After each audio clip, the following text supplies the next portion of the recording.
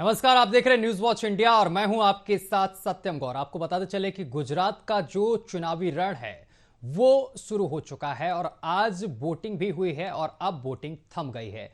सभी मतदाता पहुंचे हैं और अपने वोट का इस्तेमाल किया है और इसके साथ साथ तमाम दिग्गजों ने भी वोट डाले हैं। गुजरात विधानसभा चुनाव के दूसरे चरण की वोटिंग खत्म हो चुकी है और दूसरे चरण में 93 सीटों के लिए कांग्रेस, बीजेपी और आम आदमी पार्टी सहित विभिन्न दलों के कुल 833 उम्मीदवार चुनावी मैदान में किस्मत आजमा रहे थे और इन सब की किस्मत ईवीएम में कैद हो चुकी है। बता दें कि सुबह 8 बजे से शाम 5 बजे तक मतदान हुआ है और इससे पहले 1 दिसंबर को गुजरात में पहले चरण का मतदान हुआ था और पहले चरण में औसतन अगर बात की जाए तो मतदान 63.31% दर्ज किया गया था और अब नतीजे का इंतजार रहेगा।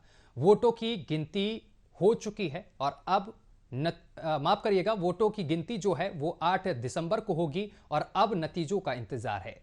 वोटिंग हो चुकी है और इस दौरान तमाम दिग्गज पहुंचे हैं और उन्होंने मतदान का यहां पर प्रयोग किया है, मत का प्रयोग किया है।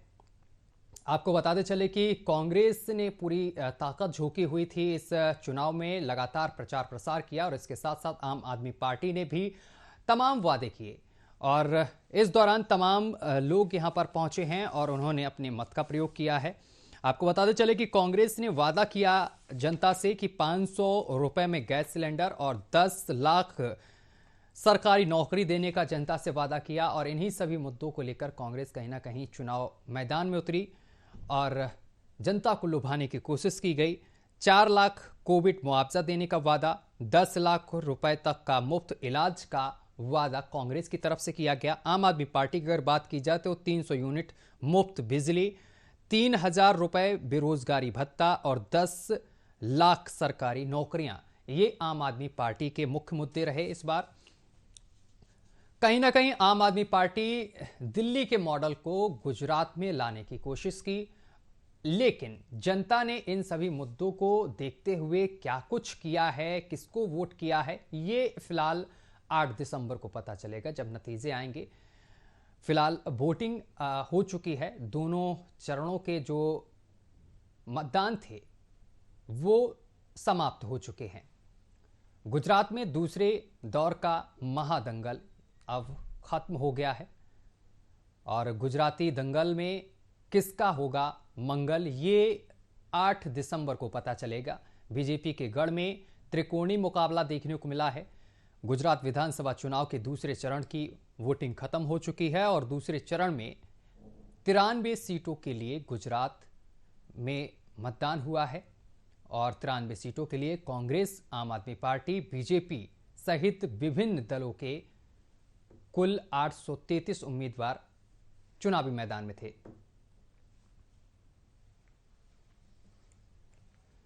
और कुछ ही देर में हमारे साथ कुछ मेहमान हमारे जुड़ेंगे। कांग्रेस से रत्नेश हमारे साथ जुड़ेंगे और आम आदमी पार्टी से सूर्या त्रिपाठी जुड़ेंगे और बीजेपी से वासुदेव हमारे साथ जुड़ेंगे और इसी मुद्दे पर चर्चा करेंगे कि क्या जो वादे इन लोगों ने, इन सभी प्रत्याशियों ने जनता से किए, उन वादों को क्या ये लोग जनता को लुभा पाए हैं, क्योंकि पिछले 27 साल से बीजेपी काबिज है सत्ता में और इस बार त्रिकोणीय मुकाबला देखने को मिल रहा था। तो देखना बेहद जरूरी है कि क्या गुजरात में परिवर्तन होगा। बीजेपी का भी घोषणा पत्र अगर बात करें तो इस घोषणा पत्र में तमाम वादे किए गए हैं। बीजेपी ने गुजरात कृषि इंफ्रास्ट्रक्चर कोष के तहत 10,000 करोड़ रुपए, सिंचाई नेटवर्क का विस्तार करने के लिए 25,000 करोड़ रुपए का निवेश करने का वादा जनता से किया। वहीं बीजेपी ने कहा कि इस बार सरकार में लौटने के बाद वो 500 करोड़ के अतिरिक्त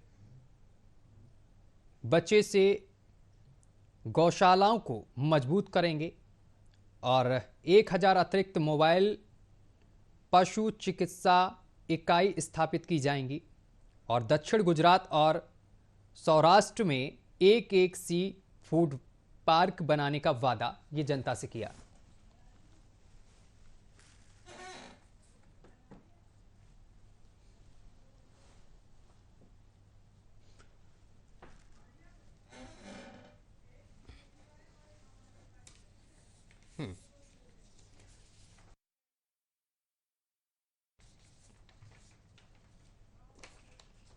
चलिए अपने मेहमानों का रुख करेंगे। हमारे साथ इस वक्त सूर्या हमारे साथ आम आदमी पार्टी से जुड़ गए हैं और वासुदेव बीजेपी से जुड़ गए हैं। कुछ ही देर में रत्नेश कांग्रेस से हमारे साथ जुड़ेंगे। तो सबसे पहले वासुदेव का रुख करेंगे। वासुदेव, तमाम दिग्गजों ने आज वोट किया है और आज अंतिम दिन और अब वोटिंग भी खत्म हो चुकी है। क्या कहेंगे, किस तरीके से, क्या जिस तरीके से वादे किए गए थे आपकी तरफ से वो कारगर साबित होंगे इस बार? क्योंकि विपक्ष का कहना है कि इस बार जनता परिवर्तन के मूड में है। देखिए, सबसे पहले तो आज वोटिंग के लिए गुजरात की जनता का तहे दिल से, जो ये लोकसभा का महापर्व में हिस्सेदारी लेने के लिए गुजरात की जनता को तहे दिल से धन्यवाद करता हूं। और साथ में हमारे भाजपा के जितने भी कार्यकर्ता दिन रात एक करके काम किए हैं, उसके तहे दिल से धन्यवाद करता हूं। रही बात विकास की, तो गुजरात की अगर नीयत और सूरत बदलने का कोई काम किया है तो ये भारतीय जनता पार्टी का विकास मॉडल द्वारा किया है। पिछले 27 साल से विकास का एक नए मकाम हासिल किया है, जो आज पूरा भारतवर्ष के लिए एक सराहनीय, एक बेंचमार्क बोल सकते हैं।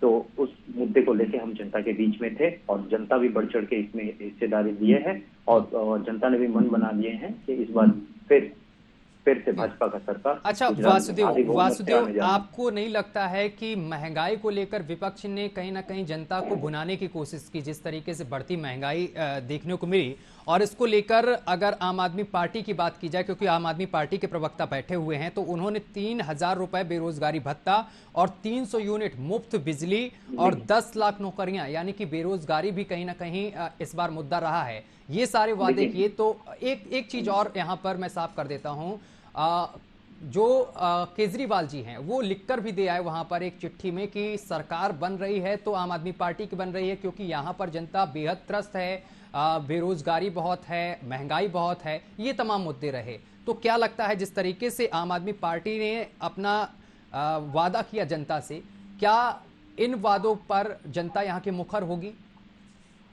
देखिए, जनता इतना, गुजरात की जनता इतना बेवकूफ नहीं है कि इनकी झूठी मॉडल पे ये लुभा सकते हैं गुजरात की जनता के। एक आम गुजराती वो जानते हैं, पिछले 27 साल से भाजपा के विकास को देखा है। और रही बात ये फर्जीवाल पार्टी की, ये फर्जीवाल पार्टी यहाँ जिसका मॉडल ले लेके घूमते हैं, दिल्ली वाला मॉडल ले लेके घूमते हैं, इनको फर्जीवाल मॉडल वहाँ चलने वाली है नहीं। इनको भी पता लग गया है, ये जो गारंटी करते हैं, पहले गारंटी तो फुलफिल नहीं कर पाते हैं। इनको ये जो दावा करते हैं ठीक उसका उल्टा विपरीत करते हैं। और रही बात ये जो आम आदमी पार्टी का, ये भी जनता ने भी देखे होंगे, आपने भी देखे होंगे, आप मीडिया से जुड़े हुए हैं, आपने भी देखे होंगे कि ये किस तरह से खालिस्तानी एक जो देशद्रोही गतिविधियों में लिप्त है, उस तरह की संगठन से ये लोग कहीं ना कहीं इंटरनली कनेक्टेड है। आज भी देखे होंगे अपने, इनका पार्टी का जो झंडा है वो भी खालिस्तानियों का झंडा से कितना मिलता जुलता झंडा इन्होंने बनाया है अपने ये फर्जीवाल पार्टी में। और रही बात कांग्रेस की, तो कांग्रेस को चूज करने का कोई मतलब ही नहीं बनता है, क्योंकि ये भी आपने, क्योंकि रिजल्ट भी देखे होंगे कुछ दिन पहले, इनका ब्रांड लीडर जो है, युवा लीडर है, ब्रांड लीडर जो युवराज है, वो गए थे एक दिन चुनाव प्रचार के लिए। जैसे ही देखा माहौल खराब है, गुजरात की जनता उसको चूज नहीं कर रहे हैं, तो युवराज पतली गली पकड़ लिए और अपने गंतव्य पर निकल गए हैं कि दूसरी जगह मुझे मुंह मारना पड़ेगा, यहाँ गुजरात में कुछ होने वाला है नहीं, इसलिए पतली गली पकड़ ली। ठीक है, सूर्या के पास जाएंगे। सूर्या, इस बार जिस तरीके से तमाम मुद्दों को लेकर आप लोगों ने चुनाव प्रचार किया और बहुत अच्छा प्रचार हुआ, रोड शो भी किए गए अरविंद केजरीवाल की तरफ से, बेरोजगारी कहीं ना कहीं मुद्दा रहा आप लोगों की तरफ से, और इसके साथ साथ युवाओं, महंगाई, बढ़ती महंगाई को लेकर क्या लगता है इस बार जिस तरीके से केजरीवाल कह के भी आए हैं और उन्होंने लिखित में दे भी दिया है कि गुजरात में आम आदमी पार्टी की सरकार बन रही है?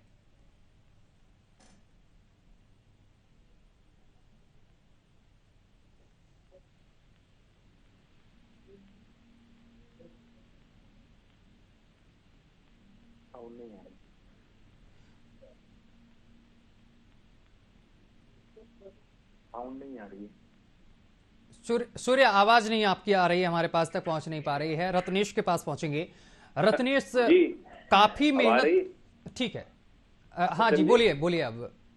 जी, मैं कह रहा हूं कि आम आदमी पार्टी और अरविंद केजरीवाल जी का यह ट्रैक रिकॉर्ड रहा है कि हमने सदैव मुद्दों की बात की है और हमने युवाओं के लिए, बेरोजगारी के लिए, महंगाई की बात की है। और आपने कहा लिख के देने की बात, तो अरविंद केजरीवाल जी ने 2015 के चुनाव में एक पत्रकार को लिख के दिया था कि कांग्रेस खत्म होगी और आम आदमी पार्टी सरकार बनाएगी, हमारी 67 सीटें आई। हमने पंजाब में लिख के दिया, वहां भी हुआ। और आप एक बात निश्चिंत रखिएगा कि आज जब अरविंद केजरीवाल जी ने लिख के दिया है, तो 8 तारीख को जब गुजरात में परिणाम आएंगे, तो जो युवा है, जो लोग हैं जो परेशान है, जो इनके शराब से परेशान है, जो इनके ड्रग्स से परेशान है, जो मोरबी से लोग परेशान है, वो लोग झाड़ू पर मुहर लगाकर परिवर्तन करेंगे। और जिनके झूठ का किला ज्यादा दिन तक चलने वाला नहीं है। अरे वासुदेव जी, काहे के लिए फॉर्म में आते हो यार? जाने वाली है सत्ता, कुछ दिन तो आराम से रहो, जाओ सुकून से घूमो टहलो आओ। 8 तारीख के बाद कहीं दिखाई नहीं पड़ोगे। 8 तारीख के बाद कहीं दिखाई नहीं पड़ोगे। 8 तारीख के बाद कहीं दिखाई नहीं पड़ोगे। 8 तारीख के बाद कहीं दिखाई नहीं पड़ोगे। 8 तारीख के बाद कहीं दिखाई नहीं पड़ोगे।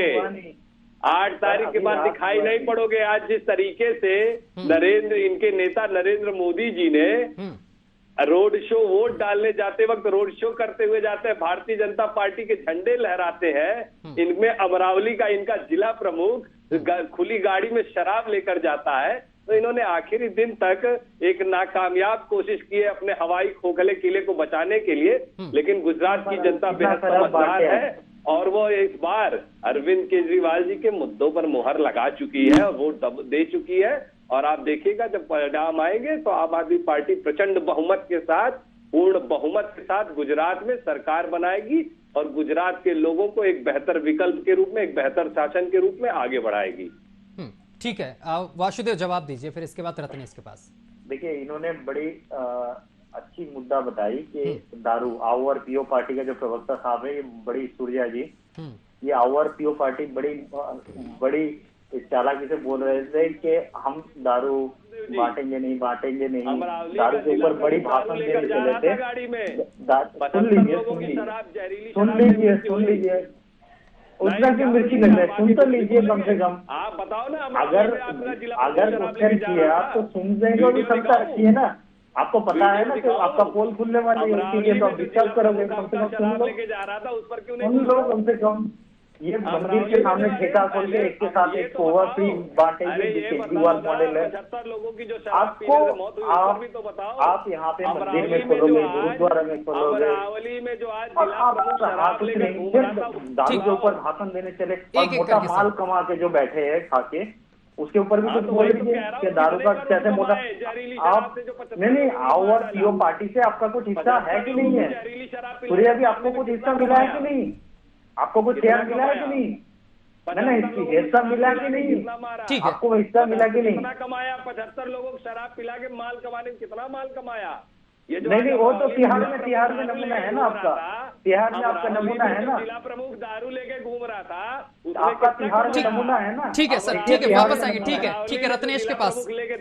ठीक है सूर्या, वापस आते हैं रत्नेश के पास। ठीक है रत्नेश जी, इस बार की कैसी तैयारी रही? क्योंकि आम आदमी पार्टी तो लिखित में दे चुकी है कि सरकार तो हमारी ही बननी है।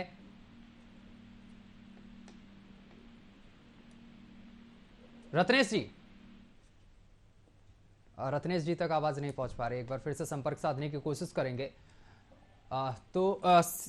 सीधा ठीक है, संपर्क टूट गया है। एक बार फिर से सूर्या के पास पहुंचेंगे। सूर्या जी, लेकिन इस दौरान बयानबाजी बहुत तीखी देखने को मिली है हर पार्टी की तरफ से, आरोप प्रत्यारोप भी काफी लगाए गए हैं। क्या लगता है, आपने जिस तरीके से, आपकी पार्टी ने तो लिख के दे दिया है कि सरकार बनने जा रही है, लेकिन अगर पिछली जगहों की बात की जाए, उत्तराखंड की बात की जाए, तो यहां पर कुछ अच्छा परफॉर्म नहीं कर पाई थी आपकी पार्टी। देखिए सत्यम भाई, हम इस बात को स्वीकार करते हैं, आम आदमी पार्टी एक बहुत छोटी सी पार्टी है, 10 साल पुरानी हमारी पार्टी है। हम वहां पर गए, हमने वहां के लोगों में चुनाव लड़ा, वहां पर हमें बहुमत नहीं मिला, हमें लोगों ने से उतना प्यार नहीं मिल पाया। लेकिन आप गुजरात में हम ये बात क्यों कह रहे हैं कि हम सरकार बनाएंगे, क्योंकि वहां पे हमने सर्वे कराया, वहां पे लोग भारतीय जनता पार्टी के 27 साल के शासन से त्रस्त आ चुके हैं। उन्होंने आप ये देखिए कि उन्होंने, अरे यार फिर अब यही ऐसे करते रहोगे तो फिर बोल अपने नहीं पाओगे वासुदेव भाई, तो सुन लो, आराम से अभी बारी आएगी तो बोलना। तो मैं वही बात कह रहा हूँ, गुजरात के लोग एकदम बेहद परेशान थे।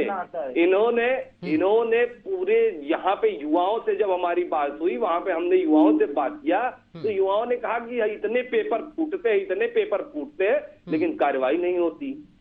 वहां पर बुजुर्ग परेशान है, अस्पतालों की हालत बुरी है। आपने देखा होगा कोरोना काल में वहां के जज को कहना पड़ा कि गुजरात के सरकारी अस्पतालों की स्थिति कालकोठरी के जैसी है।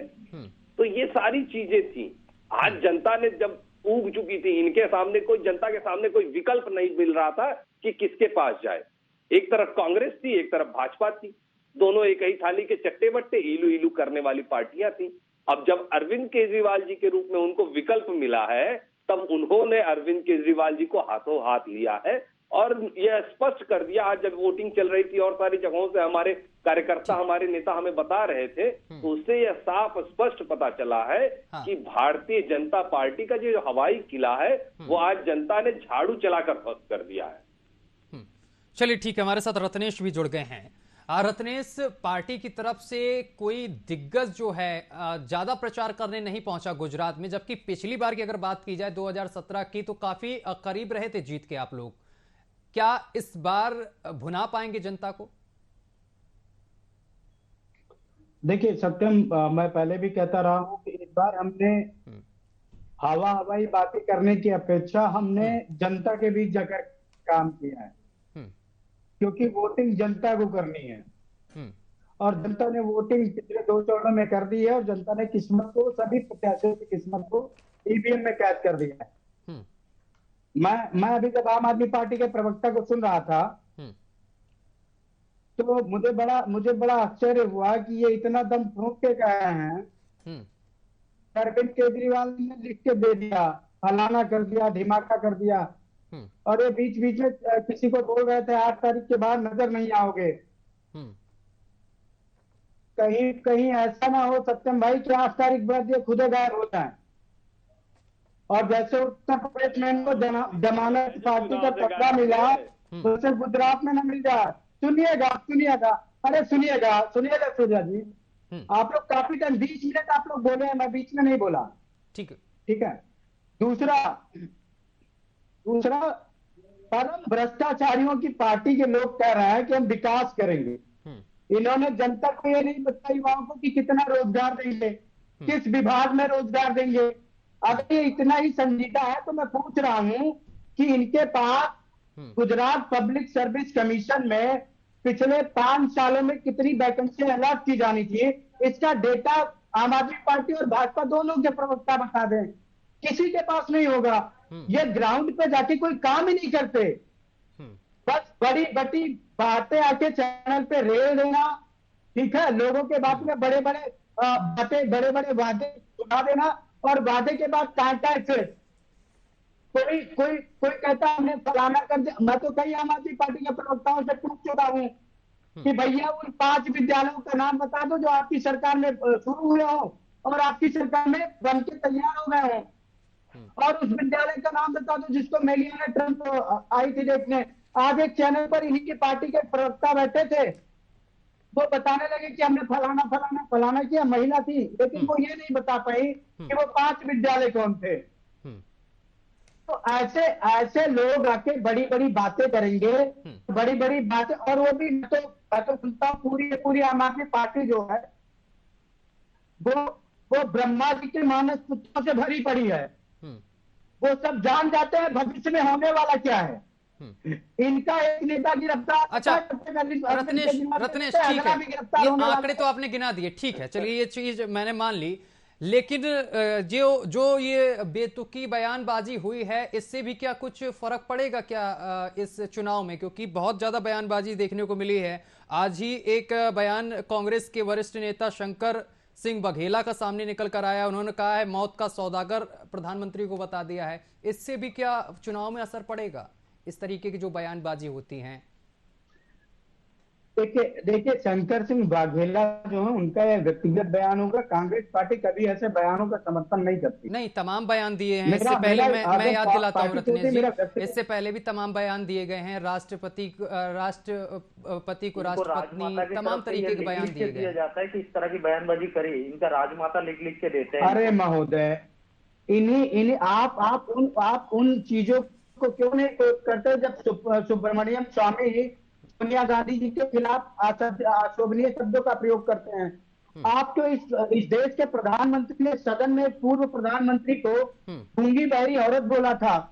तो ये कैसी भाषा है भाई? आप देखिए, हमारे यहाँ सनातन धर्म में कहावत है, सठे प्रति सात्यम समाचरेत। दुष्ट के साथ दुष्ट जैसा व्यवहार करना चाहिए। इस सनातन धर्म का आड़ में छुपने का आप लोग कोशिश करते हैं। वही सनातन भगवान ने कहा है कि जब आपके सामने कोई ऐसा व्यक्ति हो जो मर्यादा का पालन न करता हो तो उसके साथ अमर्यादित खत्म हो गया। आप सनातन और कृष्ण भगवान ने तो महाभारत में इसका उदाहरण दिया है। कर्ण ने मर्यादा का पालन नहीं किया तो कृष्ण ने उनको अमर्यादित स्वरूप में जाकर दंड दिया। अब सनातन धर्म के ऊपर जिन लोगों की भाषा अमर्यादित होगी उनको अमर्यादित भाषा में ही जवाब दिया जाएगा। हाँ, आप तो बड़ी मर्यादावान पार्टी हैं। और मैं तो कहता हूँ ये सदैव प्रतिशात्यम समाचार है। राजमाता, हाँ, दुष्ट के साथ दुष्टता जैसा व्यवहार करिए। अरे सनातन धर्म के गुरु चुनावी हमारा धर्म हमें सिखाता है। सूर्या से पूछ लेते हैं। ठीक है सूर्या, ठीक है सूर्या, अरविंद केजरीवाल को भी नमूना शब्द का प्रयोग किया गया था। क्या इस तरीके की बयानबाजी से क्या फर्क पड़ेगा गुजरात में? देखिए, हमेशा राजनीति में एक शुचिता बनी रहनी चाहिए, एक मर्यादा बनी रहनी चाहिए। रत्नेश भाई और वासुदेव जी दोनों लोग कह रहे थे, आप लोग तो जेल में भी मर्यादा बनिए रखिए, बना कर। अब भाई चिन्मयानंद की बात वासुदेव बताओ ना, चिन्मयानंद के साथ क्या किया? नहीं, अमित शाह की डीलक्स जेल का क्या किया? अरे सुन लो यार, सुन लो थोड़ी तो। अरे इतना पेशेंस न कम करो, इतना पेशेंस न कम कर लो कि सुन ना सको, इतना पेशेंस कम न कर लो कि सुन ना सको, इतना पेशेंस न कम कर लो भाई कि सुन ना सको। अरे भाई मैं मान रहा हूँ तुम हार रहे हो, इतना क्या बौखलाना है? अब तो परिणाम तो जनता ने वोट दे दिया, अब जनता ने वोट दे दिया, जनता ने वोट दे दिया, आप मत बौखलाओ। जनता ने वोट दे दिया, जनता ने वोट दिया, जनता ने वोट दे दिया, मत बौखलाओ। अरे अब हम लिख के देखते सही होता है, जितना लिख के दिया है सब सही हुआ है, जितना लिख के दिया है सब सही हुआ है। सपना आपको बधाई। फर्जी बातें नहीं करते हैं, फर्जी बात नहीं करते हैं। आपके नेता नरेंद्र मोदी अमित शाह की तरह फर्जी बात नहीं करते हैं। चलिए सर, समय की कमी, फाइनल कमेंट। मोदी फर्जी, अमित शाह की तरह फर्जी बात नहीं करते। सत्यम जी मेरी बात अधूरी रह गई। ठीक है, आप पूरी करिए सर, समय कम। मैं वही बात कह रहा था कि देखिए, राजनीति में हमेशा मर्यादा, गरिमा, शुचिता बनी रहनी चाहिए। कांग्रेस और भाजपा दोनों का ये चरित्र रहा है कि यह एक दूसरे को गाली देंगे पर्दे पे आकर और पर्दे के पीछे इलू इलू करेंगे। तो इस इलू को जनता ने पकड़ लिया है जेल में जाके। हाँ, वो तो मालूम है। अमित शाह रहे थे, अमित शाह किसके लिए लेके जा रहे थे साहब के पास? किसको?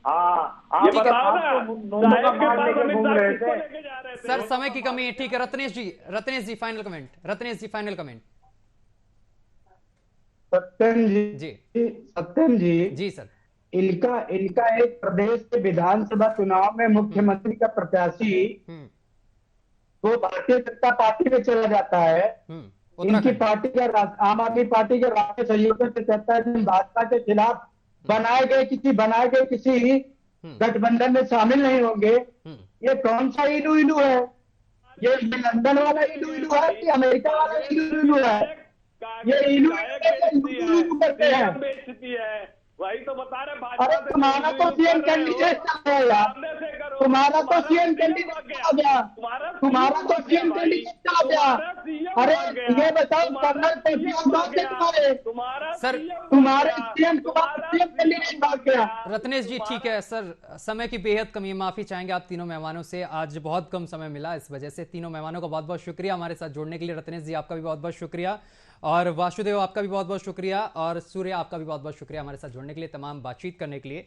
आपको बताते चले कि 93 सीटों के लिए आज मतदान हुआ है। कांग्रेस, बीजेपी, आम आदमी पार्टी सहित विभिन्न दलों के कुल 833 उम्मीदवार चुनावी मैदान में थे और इनके भाग्य का फैसला 8 दिसंबर को होगा। फिलहाल मेरे साथ अभी के लिए बस इतना ही। देश दुनिया की तमाम खबरें देखने के लिए